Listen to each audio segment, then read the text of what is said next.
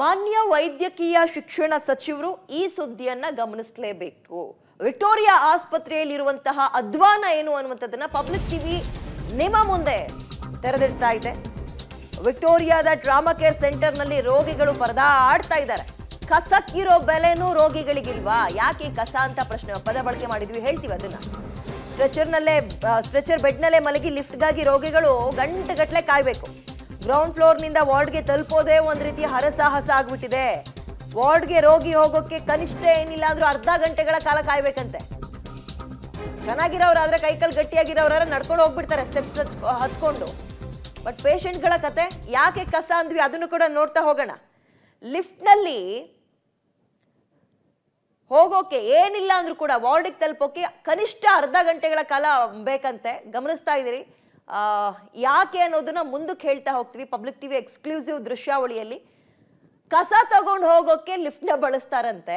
ತಪ್ಪು ಅಂತ ಹೇಳ್ತಾ ಇಲ್ಲ. ಲಿಫ್ಟ್ ನಲ್ಲಿ ಕಸ ಒಂದು ತಗೊಂಡು ಹೋಗೋಕೆ ಬಳಸ್ತಾರೆ. ಬಟ್ ಹೊರಗಡೆ ಪಾಪ ರೋಗಿಗಳು ಸ್ಟ್ರೆಚರ್ ನಲ್ಲೇ ಮಲ್ಕೊಂಡು ಕಾಯ್ಕೊಂಡು ಕೂತಿರ್ಬೇಕು. ಯಾಕೆ ಇದು ಯಾರ ಗಮನಕ್ಕೂ ಹೋಗ್ತಾ ಇಲ್ವಾ? ಕಸಕ್ಕಿರೋ ಬೆಲೆನೂ ರೋಗಿಗಳಿಗಿಲ್ವಾ? ಹಂಗಾದ್ರೆ ಅಂದ್ರೆ ಕಸನೇ ಫಸ್ಟಾ? ತಮ್ಮ ಕೆಲಸ ಮಾಡ್ಬಿಡೋಣ, ಆಮೇಲೆ ಯಾರು ಹೆಂಗಾದ್ರೂ ಹೋಗ್ಲಿ, ರೋಗಿಗಳು ಎಲ್ಲಾದ್ರೂ ಹೋಗ್ಬಿಡ್ಲಿ, ಮೊದಲು ನಮ್ಮ ಕೆಲಸ ಮುಗಿಸ್ಕೊಬಿಡೋಣ, ಕಸ ಇಲ್ಲಿಗೆ ಬಿಸಾಕ್ ಬಿಡೋಣ ಅನ್ನುವ ಮನಸ್ಥಿತಿ ಏನಾದ್ರೂ ಬಂದ್ಬಿಡ್ತಾ ಅಲ್ಲಿ? ಗೊತ್ತಿಲ್ಲ. ವಿಕ್ಟೋರಿಯಾದ ಟ್ರಾಮಾ ಕೇರ್ ಸೆಂಟರ್ ನಲ್ಲಿ ರೋಗಿಗಳು ಈ ರೀತಿಯಾಗಿ ಪರದಾಡ್ತಾ ಇದ್ದಾರೆ. ಪಾಪ ಅರ್ಧ ಗಂಟೆ ಒಂದು ಈಗ ಸೆಕೆಂಡ್ ಫ್ಲೋರ್ ಇಂದ 6th ಹೋಗ್ಬೇಕು ಅಥವಾ 3rd ಫ್ಲೋರಿಗೆ ಹೋಗ್ಬೇಕು ಅಂದ್ರೆ ಕನಿಷ್ಠ ಪಕ್ಷ ಅರ್ಧ ಗಂಟೆ ಕಾಯ್ಬೇಕಂತೆ ಅವ್ರು. ಕನಿಷ್ಠ ಪಕ್ಷ ಅರ್ಧ ಗಂಟೆಗಳ ಕಾಲ. ಪಾಪ ಪೇಷಂಟ್ ಕತೆ ಏನಾಗ್ಬೇಡ.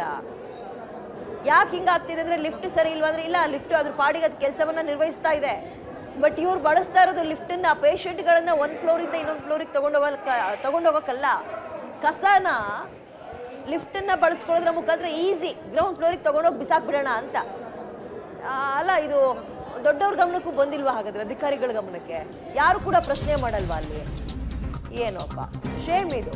ಲಿಫ್ಟ್ ನಲ್ಲಿ ರೋಗಿಗಿಂತ ಕಸ ಸಾಗಾಟ ಮಾಡೋದೇ ಹೆಚ್ಚಾಗ್ಬಿಟ್ಟಿದೆ ಇವ್ರಿಗೆ.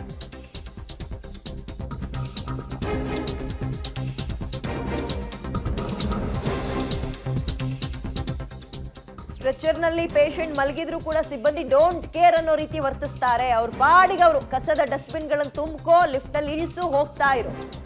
ಪಾಪ ಬೆಡ್ ಮೇಲೆ ಸ್ಟ್ರೆಚರ್ ಮೇಲೆ ಮಲ್ಕೊಂಡಿರೋ ರೋಗಿಗಳು ಈಗ ಬರುತ್ತೆ ಆಗ ಬರುತ್ತೆ ಅಂತ ಗಂಟೆಗಟ್ಲೆ ಅಲ್ಲೇ ಲಿಫ್ಟ್ ಹತ್ರ ಆ ರೀತಿ ಮಲ್ಕೊಂಡು ಕಾಯ್ಬೇಕು. ನೋಡಿ ರೋಗಿಗಳ ಪರದಾಟ ಪಬ್ಲಿಕ್ ಟಿವಿಯಲ್ಲಿ ಗಮನಿಸ್ತಾ ಇದ್ದೀರಿ ನೀವು. ಇದು ವಿಕ್ಟೋರಿಯಾ ಆಸ್ಪತ್ರೆಯ ಟ್ರಾಮಾ ಕೇರ್ ಸೆಂಟರ್ ನಲ್ಲಿ ರೋಗಿಗಳು ಪ್ರತಿನಿತ್ಯ ನರಳ್ತಾ ಇರುವಂತಹ ಚಿತ್ರಣ ಹೀಗಿದೆ. ನನ್ನ ಪ್ರಶ್ನೆ ಇಷ್ಟೇ, ಯಾರ ಗಮನಕ್ಕೂ ಬಂದಿಲ್ವಾ ಹಾಗಾದ್ರೆ? ಅವ್ರು ಆಡಿದ್ದೇ ಆಟನ ಸಿಬ್ಬಂದಿಗಳು? ಇದು ಬರಲ್ಲ, ಅದ್ರೊಳಗಡೆ ಕಸ ತಗೊಂಬರು ನಂತರ ಪೇಷಂಟ್ಗಳು ಇಲ್ಲಿ ಹಾಕಂತಾರೆ. ಈಗ ಇದು ಬರಲ್ಲ, ಅದ್ರೊಳಗಡೆ ಕಸ ತಗೊಂಬರ್ತಾರೆ, ಮತ್ತೆ ಕೆಳಗಡೆ ಹೋಗುತ್ತೆ, ಮತ್ತೆ ಇನ್ನೊಂದು ಸತಿ ಬರುತ್ತೆ ಅಂದ್ರೆ ನೋಡ್ರೆ ಅದು ನಂತರ ಎಷ್ಟೊತ್ತಿಂದ ಕಾಯ್ತಿದ್ರೆ ಸರ್? 20 ನಿಮಿಷದಿಂದ ವೇಟ್ ಮಾಡ್ತಿದ್ರಾ?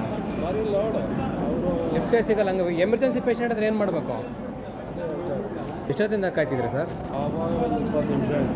20 ನಿಮಿಷದಿಂದ ವೇಟ್ ಮಾಡ್ತಿದ್ರಾ? ಲಿಫ್ಟೇ ಸಿಗಲ್ಲ. ಹಂಗೆ ಎಮರ್ಜೆನ್ಸಿ ಪೇಷಂಟ್ ಆದರೆ ಏನು ಮಾಡಬೇಕು? ಎಷ್ಟೊತ್ತಿಂದ ಕಾಯ್ತಿದ್ರೆ ಸರ್?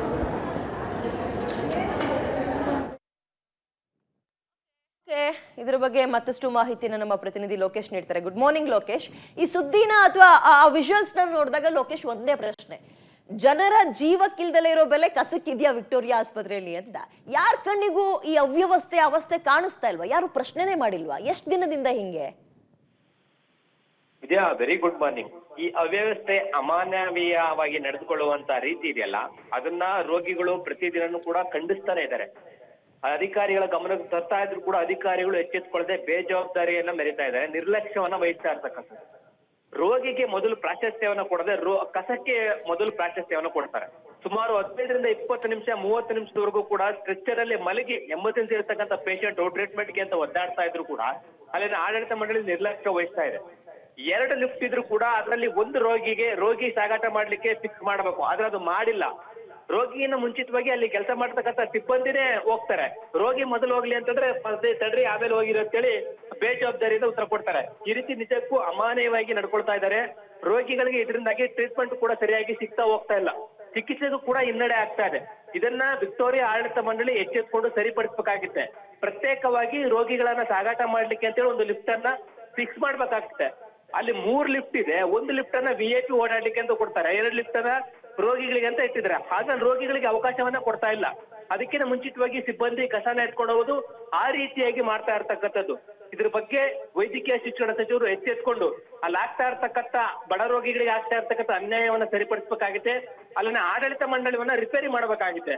ಬರೀ ಇದೊಂದೇ ಅಲ್ಲ, ಅಲ್ಲಿ ಸಾಕಷ್ಟು ಸಮಸ್ಯೆಗಳಿವೆ.